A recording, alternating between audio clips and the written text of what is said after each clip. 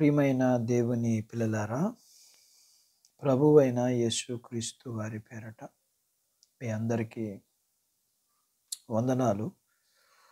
ప్రభువారి పేరట మీ అందరికీ శుభములు, దీవెనలు కలుగునుగాక.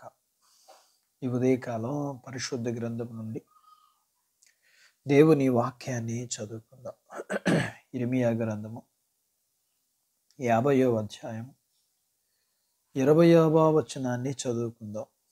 ఆ కాలమున ఆనాటికి ఇశ్రాయేలీయులు దోషమును వెదికినను అది కనపడకుండును, యూదా పాపములు వెదికినను అవి దొరకవు,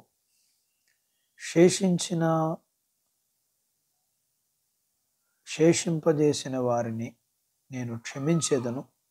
ఇదే యెహోవా వాక్కు. దేవుడు తన మాటలు మనందరి కొరకు దీవించునుగాక. ఆమేన్.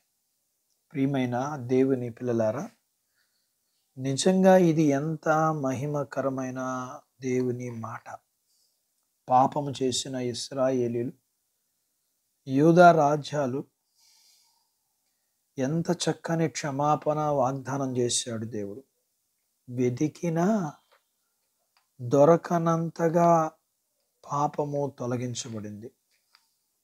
అంతేకాదు, ఇక ఏమీ కనపడకుండా ఉండేటట్లు అది జ్ఞాపకాల్లో నుండి తీసివేయబడుతుంది.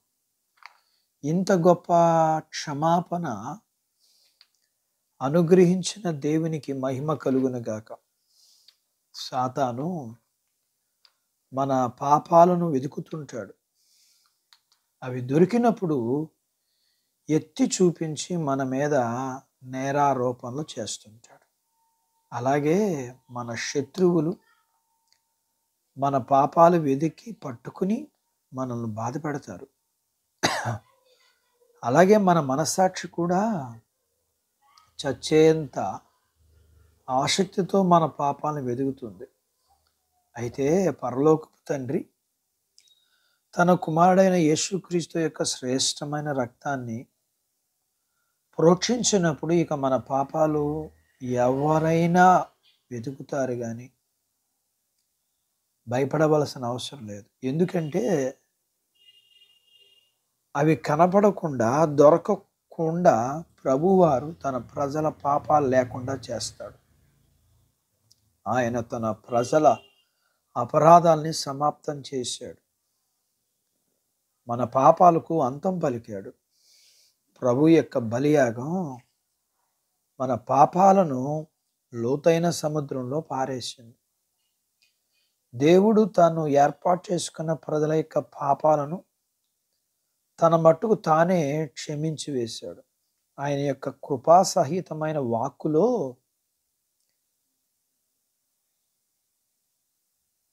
రాజులేమి, ప్రజలు అందరూ కూడా ఆయన యొక్క దైవత్వాన్ని అనుభవించగలిగారు, పొందగలిగారు. ఆయన మన పాప క్షమాపణ గురించి మాట్లాడుతున్నాడు. కాబట్టి మనం అపరాధ భావము నుండి విడిపించబడ్డాం. ఆయన పాప ప్రాయశ్చిత్తాన్ని మనకు అన్వయింపజేశాడు. కాబట్టి ఆ క్షణము నుండి ఆయన ప్రజలు సమస్తమైన శిక్షా భయము నుండి దూరపరచబడ్డారు. పాపాలు తీసివేసిన దేవునికి స్తుతి స్తోత్రం కలుగునుగాక. దేవుడు తన మాటలు మనందరి కొరకు దీవించునుగాక. ఆమేన్. ప్రార్థించుకుందాం. మమ్మల్ని మిక్కిలిగా ప్రేమించిన మా ప్రియ పరలోకపు తండ్రి, మీ పరిశుద్ధ నామమును బట్టి మీకు వందనాలు. ఈ ఉదయకాలం మీ పాదాల దగ్గర మీ లేఖనాన్ని నేర్చుకోవడానికి మీరు మాకు సహాయం చేశారు. అవును దేవా, మీరు కృపగలిగిన వాడుగా, మా పాపాలను క్షమించేవాడుగా, మా మనస్సాక్షి కానీ, మనుషులు కానీ, అపవాది కానీ మా పాపాలను గురించి మమ్మల్ని బాధ పెడుతుంటారేమో కానీ నీవైతే మా పాపములను తీసివేయడానికే సశరీరిగా ప్రత్యక్షమయ్యారు. ఈ భూమి మీదకి వచ్చి మా పాపములన్నిటినీ కలవరి సిలువలో కొట్టివేశారు. అందును బట్టి మీకు వందనాలు చెల్లిస్తూ అటువంటి బాధ్యత మానవులందరూ పొందుకోవడానికి సహాయం చేయండి. మీ పిల్లలని, నాతో పాటు ఏకీభవిస్తున్న ఈ పిల్లలను మీ చేతులకే అప్పగించుకుంటూ వీరికి కలిగినంతటిని దీవించమని, చిన్నబిడ్డలను, యవనస్తులను, వృద్ధులను, స్త్రీ పురుషులను దీవించమని, వారి చదువులు, ఆరోగ్యాలు, ఉద్యోగాలు, పొలాలు, పశువులను దీవించమని,